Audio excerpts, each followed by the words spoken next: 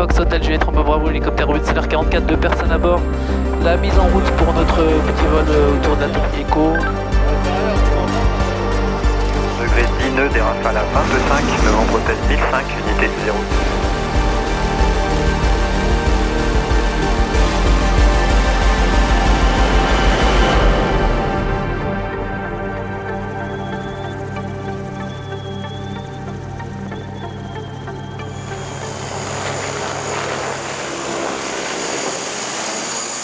Bon, c'est pas fini, aujourd'hui c'est le drapeau, donc globalement c'est la fin du gros œuvre. On fête ce jour pour la fin du béton, notamment avec tous les acteurs, que ce soit de la conception jusqu'à l'exécution, et tous les services qui ont pu participer, les entreprises qui sont aussi actuellement sur le chantier, et les compagnons aussi, les compagnons qui ont œuvré sur le chantier pour arriver à cette étape-là.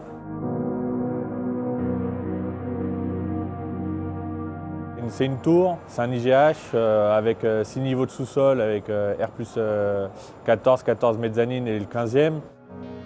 Peu d'espace sur le chantier, donc ça c'est une vraie contrainte sur le chantier pour le stockage et pour l'exécution du gros œuvre et des lots qui vont nous suivre.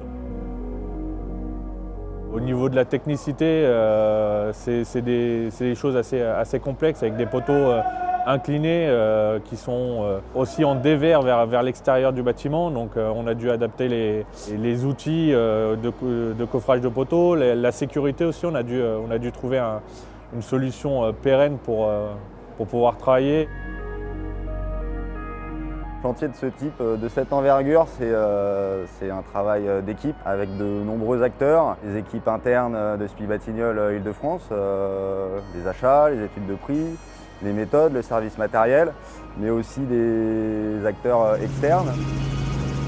Aujourd'hui, on a souhaité mettre en avant donc 3 services internes de l'entreprise qui sont le service méthode. Ce service-là nous a accompagnés.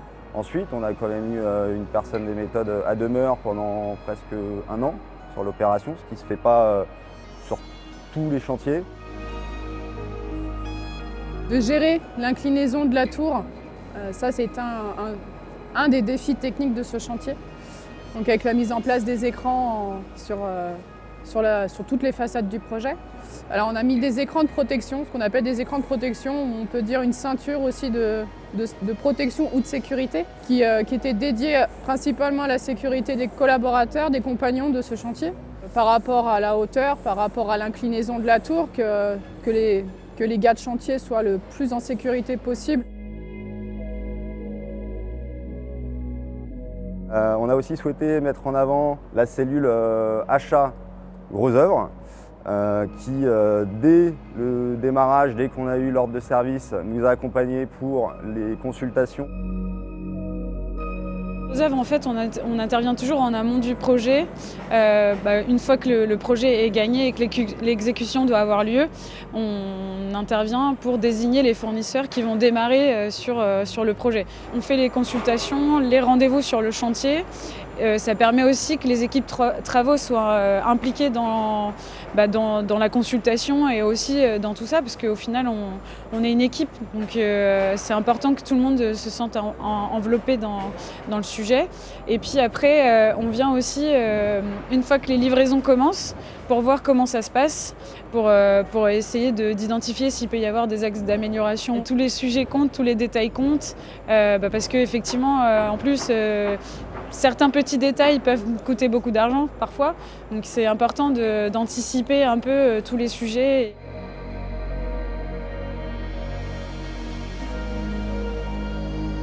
Et on a aussi souhaité mettre en avant notre service matériel. Ce qui se passe, c'est qu'on va surélever la grue d'environ 30 mètres avec 5 éléments de 5,80 m. Donc c'est une opération de télescopage sur la G2, la 250 ECB du chantier Keiko. On vient ouvrir la mâture et intégrer des éléments et petit à petit elle monte avec l'intégration des éléments. La grue sera au final à une hauteur d'environ 89 mètres.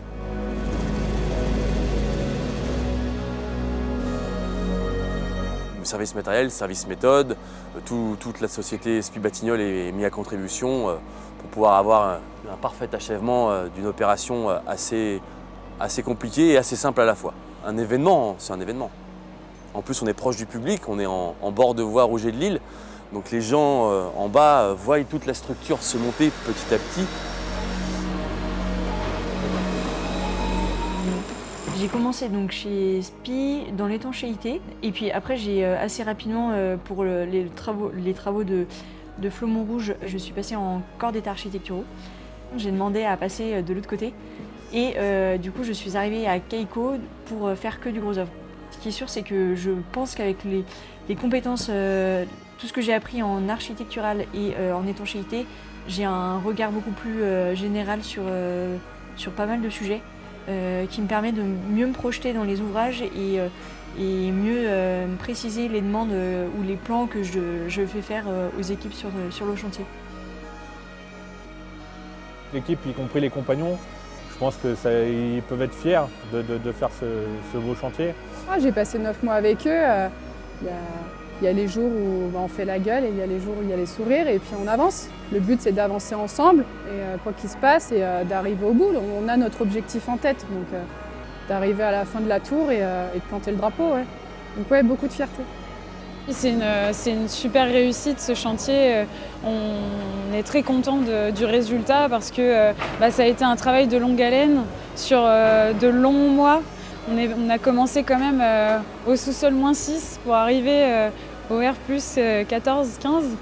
Donc c'est quand même incroyable tout ce qui a pu se passer. Une certaine fierté à avoir commencé le chantier dès le début et de l'avoir mené jusqu'à son terme.